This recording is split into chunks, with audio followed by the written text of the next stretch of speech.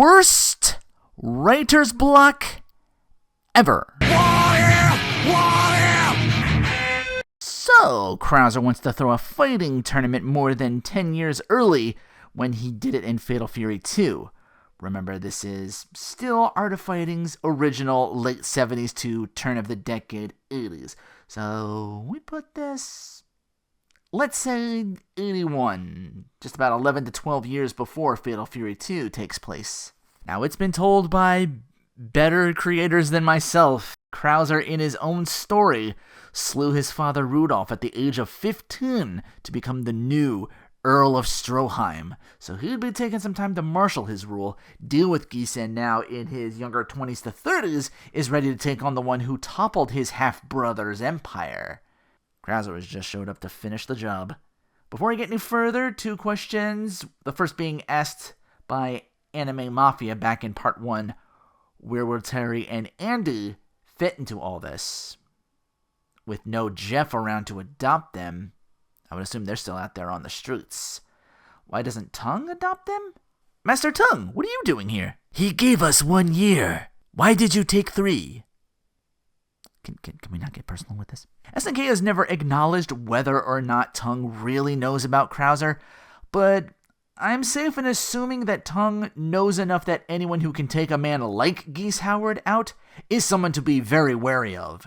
It's also been stated that Jeff is responsible for Krauser's scar in between the original timeline, in between Wolfgang's takeover of Stroheim, but before Fatal Fury 2. Here, though, since Jeff is gone, it leaves one Hanzo Shiranui by himself when he investigates Wolfgang at Stroheim. I'm afraid I already have a ninja working for me. Kisaragi, cut this fool down. Which brings me to my other question.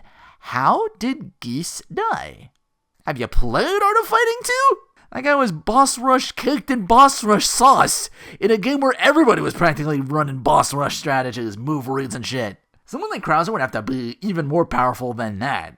The power of Yuri and Ryo together cornering Geese back in part 1 saw to him not being able to get away with his criminal empire, and it perished underneath. Once again, leaving Krauser to easily make some sort of shady Southtown deal/bail to get close enough to him to finish him off. I beat you when I was 8. I will beat you now. And this time, no Rudolph to save you. Any last words? Auf Wiedersehen? That implies we will meet again. We won't. So this is goodbye. So Yuri sees Tung offering his tutelage and accepts his year-long training arc of Hakyo Seiken to give her the edge she'll need to win against Krauser. Ryo and Robert take the year to train against one another, knowing Yuri's in the best care with Tung. Meanwhile, Krauser, who was itching to one-up Geese by succeeding where he failed, and that's beating down the entire Sakazakis, either through himself or his subordinates. That Mr. Not-So-Big has failed twice already. You two, on the other hand, have shown your usefulness. You want revenge on the Sakazakis, especially the girl. Join me, and you will have it. Time of the tournament starts, goes global like Fatal Fury 2 did, because Stroheim looked like he got the resources. Man who can afford to wear gold armor and just walk around did it. I'm just saying. Yuri's the star of the show, once again going through everybody, Ryo and Robert both deciding to throw, allowing Yuri to move on in the event that Krauser pulls a numbers game on Yuri. Being so early on, the Final Four is a little different than what we know in Fatal Fury 2/Special. I firmly believe Krauser would still have either Lawrence blood or at least a member of that family, as their surname has always been serving loyally to the family Krauser and Stroheim as a whole. SNK Wiki lists Lawrence as 32 of Fatal Fury 2, so I think Krauser would also use the tournament to test out a newer prodigy in a young Lawrence. Krauser wouldn't off his old man just to allow an older blood member to fight for him. But what of Axel and Billy? The wiki also lists Axel Hawk as 38 by the time of Fatal Fury 2, and already claimed to have been retired from the sport of boxing and scouted by Krauser to serve alongside. I feel Axel at 10 years ago would still be currently boxing. Boxing is a young man's game, and 27-28's young enough still. That's not to say that Krauser wouldn't invite him to the tournament. He's just not serving Krauser at the time. He'd be one of the competitors that Rio or Robert can go through, not one of the bosses. As for Billy, Krauser wouldn't be in Southtown long enough for them to meet and get recruited. And with no geese to bail Billy out of his consequences for his fight with a coworker going on a rampage with a pipe in his hand, Billy most likely still stewing in jail.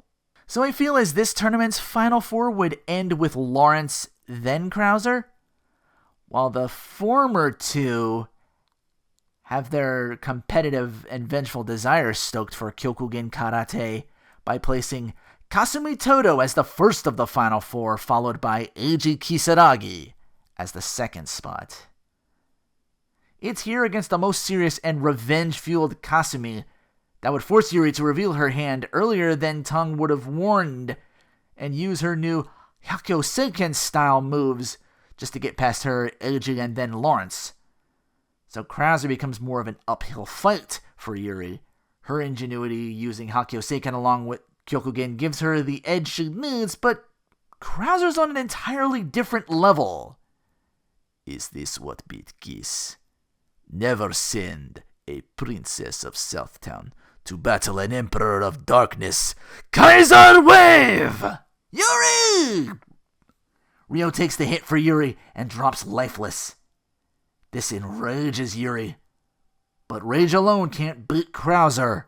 Rage alone didn't avenge Takuma. That was Ryo's mistake, and Yuri bested him due to it. So instead of getting angry, she hones it, digs deeper, takes that fusion of Hyakyo Seiken and her Kyoken Karate to a whole new level for the first time in their fight, leaving a single scar on Krauser, which now infuriates him.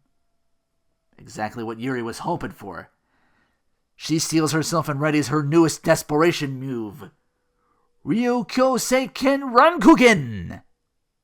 It's my belief that even though Yuri only really was down with OPT, other people's techniques and moves as a KOF character, it would stand the reason she could, with training, pull these moves off too in an art of fighting timeline. We've seen in a few incarnations now and characters just how versatile Hyakyo Seiken style really is.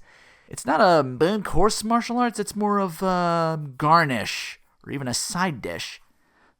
Something to complement the main meal instead of something to wholly fall back on. That's what always interested me about Hyakyo Seiken. It's more of a way of fighting rather than a strict art. If Krauser can be toppled by such originality with Terry Bogard, I firmly believe Yuri could do the same. She wins the tournament, while standing to her brother Krauser, like when he lost to Terry, does himself in, not wanting to live with the shame of defeat.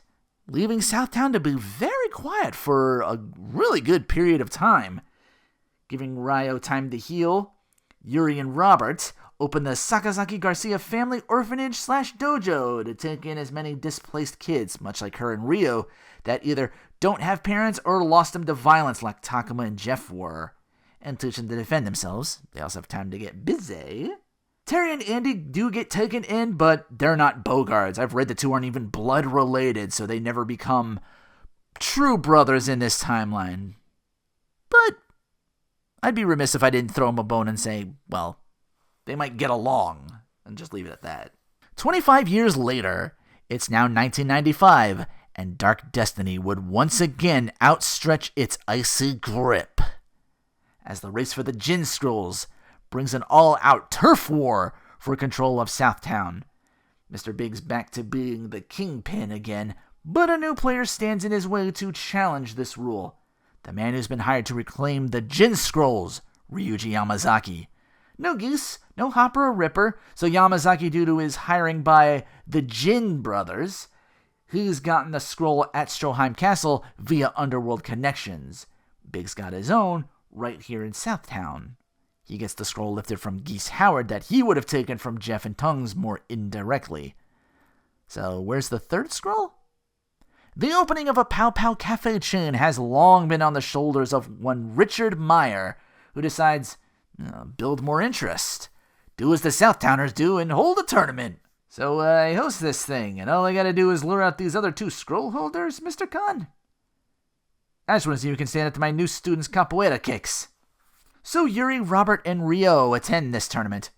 Robert, digging the fancy cafe, decides, oh, you got a little student as well?